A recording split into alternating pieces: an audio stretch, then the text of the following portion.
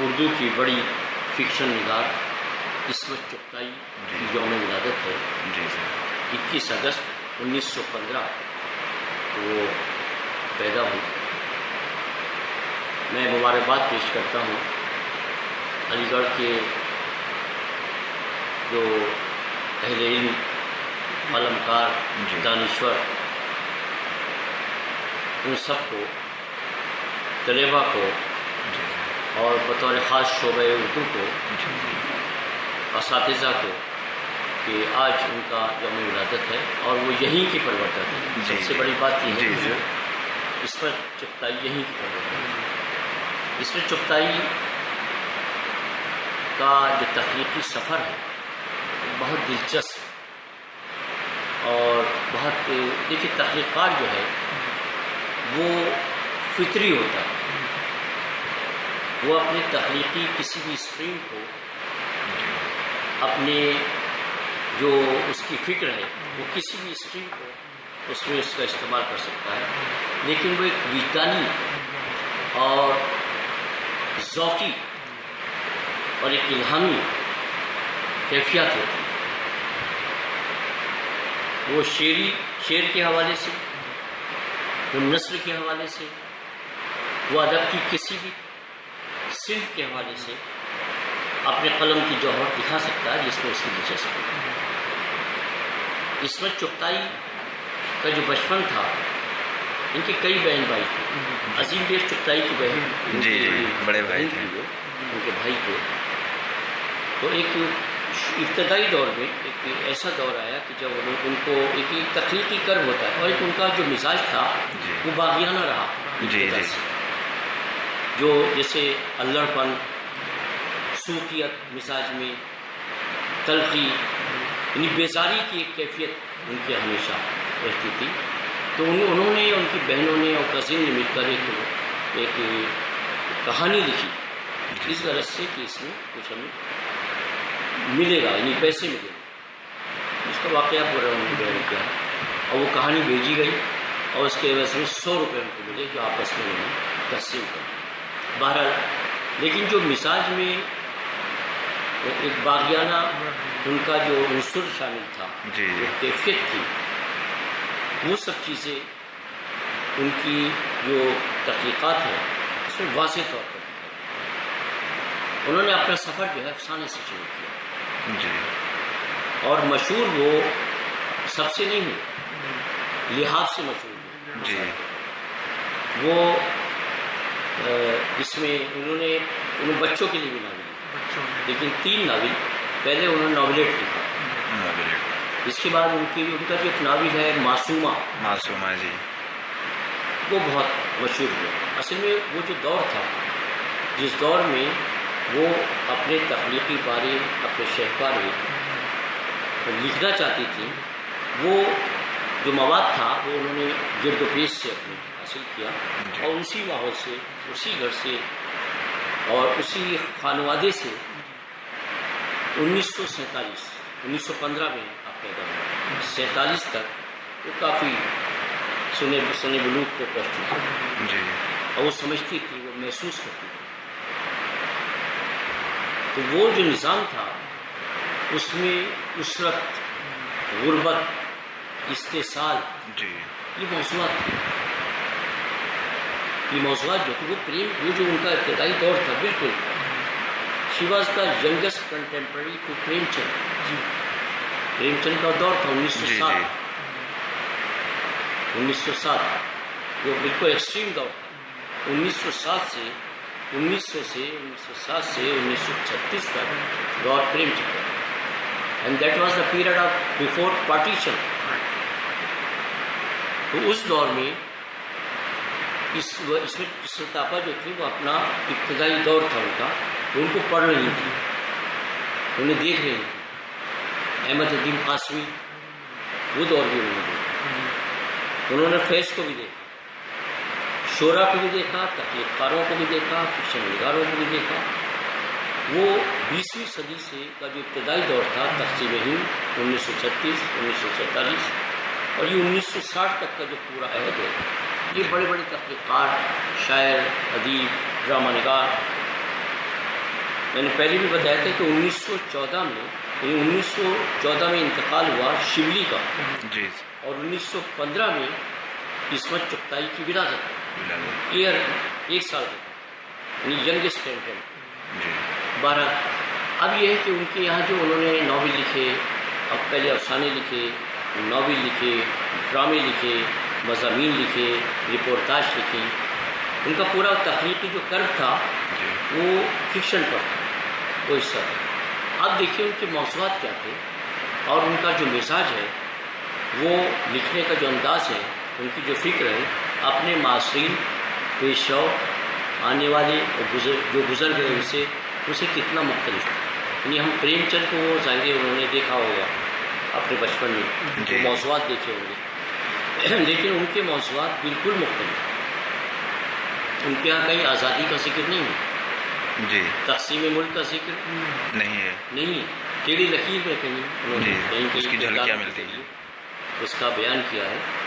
لیکن آپ دیکھیے ان کے یہاں جو امتزاج ہے وہ رومانویت کہتے ہیں لوگ، اور نفسیاتی،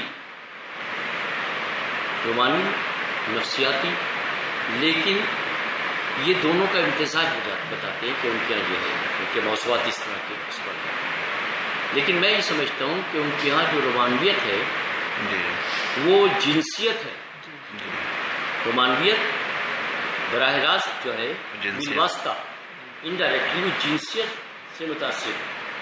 جہاں معصومہ کا ذکر ہے، یہ بے شمار کردار ہے جن کے نام لیے جا سکتے ہیں، مختصر وقت میں ان سب کو نہیں سمیٹا جا سکتا، لیکن ان کی فکر کو پر گفتگو کی جا سکتی ہے کہ ان کے یہاں جو مثال کے طور پہ ایک معصومہ ایک کردار ہے۔ اب اس کے والد جو ہیں وہ ایک فوج کے افسر، تقسیم ملک کے وقت وہ چلے جاتے ہیں، اپنے بیٹوں کو لے جاتے ہیں، یہاں اس کی 2-3 بیٹیاں اور بھائی رہتا ہے۔ اب آہستہ آہستہ ان کے گھر کا خرچ، اخراجات، ان کی کفالت، ان کے مکان کا کرایہ، آمدنی کا کوئی ذریعہ نہیں، تو وہ انتظار کرتی ہے برسوں تک۔ لیکن جب وہ مجبور ہو جاتی ہے اور ان کو یہ سننے میں آتا ہے کہ انہوں نے وہاں جا کر تقسیم ملک کے بعد دوسری سرحد پار جا کر ایک 15 سال کی لڑکی سے شادی کر لی، تب وہ ایک انتقام بھی ہے اور ایک میسیج بھی ہے۔ میسیج یہ ہے کہ ایک لڑکی، وہ لڑکی ہے، اس کا کردار ایک بچی کا ہے، ایک لڑکی کا ہے، لیکن وہاں وہ جب شادی کرتے ہیں اس وقت وہ اس کو، یعنی اس کا سودا کر رہی ہوتی ہے، اور وہ اپنے گھر کی کفالت کے لیے، اپنے اخراجات کو برداشت کرنے کے لیے، ان کو اٹھانے کے لیے، بچوں کی نگہداشت کے لیے، بچوں کی کفالت کے لیے ان کو اس بچی کو بیچ دیتی ہے۔ تو جس وقت وہ سودا کرتی ہے اور اپنے جس طرح سے وہ لکھتی ہیں کہ پرانے تن کے کپڑے اتار کر اور وہ بے شرمی پر اس طرح سے سب اس کو ختم کر کے اور پھر وہ اس پر آ جاتی ہے، اس کا سودا کر لیتی ہے، تو وہاں پر وہ شادی کر رہے ہوتے ہیں اور وہ سہاگرات منا رہے ہوتے ہیں، یعنی اس طرح سے، اور وہ اس کی یہاں اس بچی کا اس وقت کا سودا ہوتا ہے، وہ بیچی جاتی ہے، اور وہاں ایک بچی کی وہ لفظ استعمال کیا، کوپل کھول رہے ہوتے ہیں، تو وہ ایک میسیج ہے۔ اور ان کے جو تمام ناول ہیں، افسانے ہیں، ان کا مقصد وہی ہے، یعنی وہ موضوعات سے ہٹتی نہیں ہے، کہیں نہ کہیں ان کرداروں کے ذریعے ان کا وہ صوفیت اور وہ خردراپن، اور لیکن زبان و بیان میں ان کی جو تخلیقیت ہے اور لفظیات کا استعمال ہے اور نثر ہے، جو افسانوی نثر ہے، وہ اپنے جو معاصرین ہیں اس سے بہت مختلف ہے، اور وضاحت ہے۔ ان کے یہاں نہ کوئی فلسفہ ہے، نہ کوئی تصوف ہے، نہ کوئی تحریک ہے، بس وہ ترقی پسند مصنفین کا دور تھا، وہ سب لوگ اس دھارے میں بہ رہے تھے، اگر وہ نہ ہوتی تو شاید یہ بھی نہ ہوتی، تو انہوں نے اس طرح کی کوئی چیزوں کو اپنے یہاں بہت زیادہ وضاحت سے بیان بھی نہیں کیا ہے، تو یہ ان کا ایک خاص وہ رہا اور یہی ان کا طرز رہا، اسی پر وہ لکھتی رہی۔ اسی طرح کے انہوں نے جو اپنے افسانے ہیں اور ڈرامے ہیں، جو ان کی صلاحیتیں تھیں، جو فن ان کے چھپا ہوا تھا ایک عورت میں، اور وہ ان کا ایک رد عمل بھی تھا، کیونکہ ان چیزوں کو ایک تو یہ ہے کہ ان کے والد نے کہا کہ وہاں رواج تھا، وہ چھوٹی تھی، اپنی بہنوں میں کئی بار ایسا ہوتا تھا کہ ان کو 10ویں بہن وہ ان کو کر دیا کرتے تھے کہ نیگلیکٹ کرتے تھے، اس سے بات نہیں کرتے تھے، تو اس پر وہ برا مانتی تھی. وہاں سے ایک بغاوت کا جذبہ پیدا ہوا ہوئی. تو انہوں نے، ان کے والد نے کہا کہ ہم تمہاری شادی ایک سے کر دیتے ہیں، ایک ذکر اس میں کریکٹر ہے.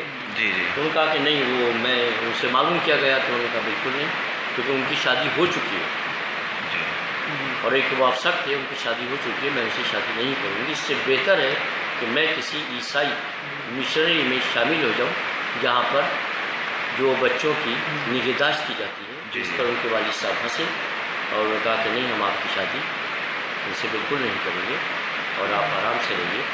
تو انہوں نے اس کا اظہار کیا. اب دیکھیے یہاں سے ایک تخلیقی سفر، تخلیقی قرب شروع ہوتا ہے اور اس کا اظہار. اب دیکھیے ان کا مطالعہ جو تھا فکشن کے علاوہ بھی مختلف موضوعات پر بہت پیارا. فلموں میں بھی کام کیا ہے، فلموں کا ان کا ایک خاص جوڑا، ان کا خاص طور سے متوسط گھرانے کی لڑکیوں کی جو شادی نہیں ہو پاتی ہے اس پر انہوں نے وہ ایک سوشل ان کا ذہن تھا اور اس چیز کو بھی انہوں نے، تو بہت سے ان کی جہتیں تھیں لیکن بنیادی طور پر تحقیقات تھی اور ان کے اندر ایک سماج کی خدمت کا جذبہ تھا. لیکن ان کا جو وہاں پر جو خدمت کا جذبہ رہا وہ بھی جو بے سہارا لڑکے تھے ان کی شادی کرانا، ان کی مدد کرنا، ان کی کفالت کرنا. تو یہ ان کے موضوعات ہیں جو ان کے معاشرین سے، پیشوں سے، اس کے بعد کے لوگوں سے تو بالکل خواتین فکشن نگاروں سے بالکل مختلف تھے. میں ایک بار پھر ان کی یوم ولادت پر آج 21 اور یہ تو 2 مبارکباد، ایک تو بقرعید ہے کل. میں یہ سبھی کو طلباء کو مبارکباد دیتا ہوں اس موقع پر بھی، اور ان کی ولادت پر بھی ہم فخر ہے ہمیں کہ ایسی خواتین اب اس دور میں ہم اگر تلاش کرتے ہیں تو نہ وہ موضوعات ملتے ہیں، نہ وہ نسل ملتی ہے، نہ وہ نام ملتا ہے. یہ ایک ذوقی بیتانی کیفیات تھیں. اس طرح کی جو خواتین افسانہ نگار، قلمکار، دانشور پیدا ہوئی، اس میں ہم علی گڑھ یونیورسٹی کا بھی اس میں حصہ ہے اور یہ گیلیکسی ہے جس میں وہ بھی علی گڑھ کی ایک ادبی گیلیکسی ہے، کہکشاں ہے، اس پر وہ فخر ہے. ٹھیک ہے، شکریہ سر. ہو گیا.